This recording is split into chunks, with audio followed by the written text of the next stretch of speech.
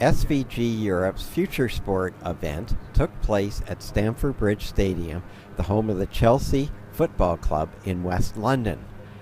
The focus was on innovation via OTT, Olympics, of course covered IP, and some specifics on RF spectrum during events.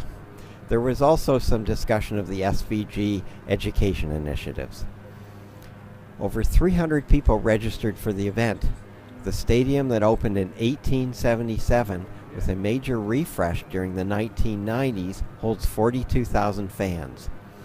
We started with a quick tour of the change rooms with key player jerseys hanging up and a walk through the tunnel out onto the field. It was a very frosty November morning, even for London. Needless to say, the outdoor tour was kept short. I asked Joe Hodgkins, General Manager of SVG Europe, who the target attendees are and from which sectors. One is they are our sponsors, which are manufacturers, vendors of broadcast equipment, broadcast services.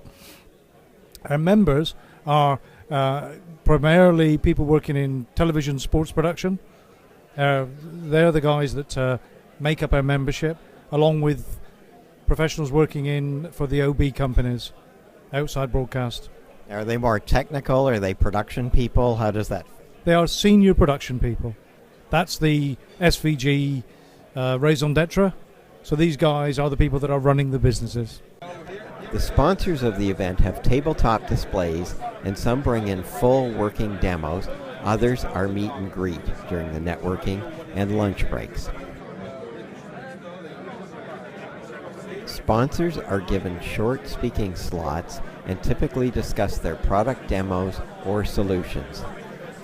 The VR Sports demo drew lots of attention. Go through the data stream, so right and left takes you, navigates you through. If you had the headphones. Tim, what did you think about the OTT session?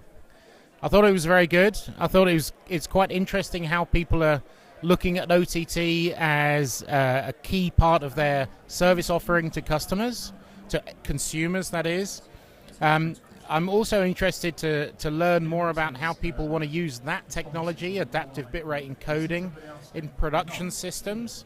So I got quite a lot out of that. The way people are looking at different bit rates, how they're being used in production systems, and just the general importance that people are putting on mobile delivery and different formats delivery. That's really important. If you have a highlight system that's connected to a live production environment, it needs to make a deliverable for mobiles, for tablets, for PCs, for all the other formats that we have to deal with. This was really interesting today. So it's clear with OTT that people are still trying to figure out how to make money. I thought the UFC comment was kind of interesting, how they're mining Facebook, users to find out how to get people to buy the service. Yeah, I thought that was very interesting. And the comment about the long tail I thought was very interesting. These are niche delivery systems. They're niche to certain audiences, and depending on the interest of the subject matter, and the gentleman mentioned surfing as a niche interest area where there is an OTT delivery system available. If you can get each of those subscribers to pay you a certain subscription each month, that's a good business model for those rights owners.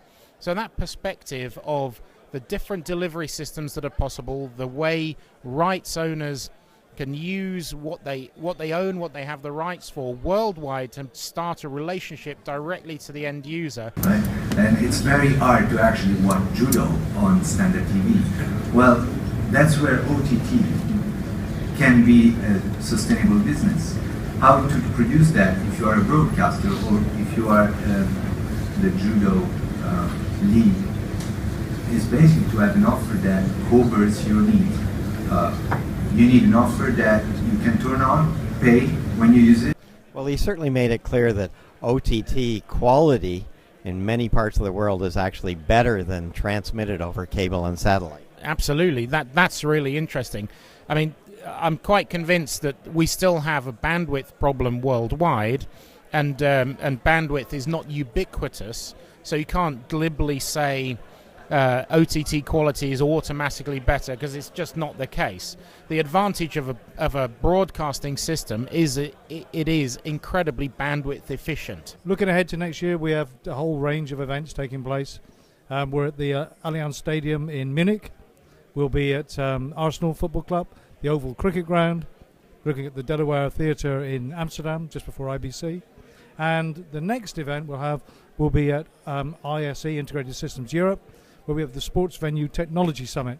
That's a half-day event that will take place there on the 9th of February. The recent deal we announced with BAMTech around upgrading our online platform gives us the perfect opportunity to do every minute, every second live in every single market, and that is absolutely the aim, to bring more Olympics than ever before, and it's what we promised the IOC, and it's absolutely what we intend to deliver. I find the sessions here, as a techie guy like you, really higher level. We didn't delineate into, much discussions beyond, okay, that was 2022-6 in the OB van, things like that. What do you think about that for this crowd?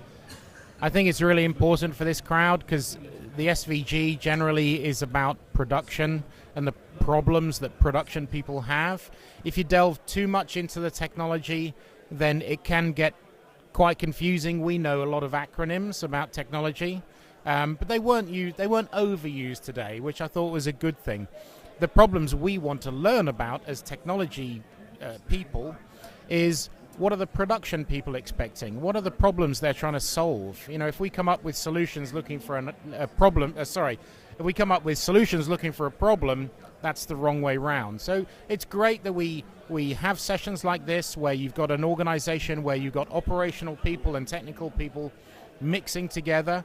You've got service providers in the crowd as well. This type of event is priceless, really. I got a lot out of this event. It was very informative. I get to mix with different types of people from different elements of the industry, and it's a great learning experience, I think. This SVG event is an excellent place to not only hear about the new trends and technologies tailored for sports, but also network with end users to find out their requirements and up-and-coming projects. This has been a great event at Chelsea Stadium. Why did you select this venue? We try to select at least one major sports stadium in London every year. We've been to all of them. This is the second time we're back here. It's state of the art. It's Chelsea are top of the league. It's a great venue to come back to.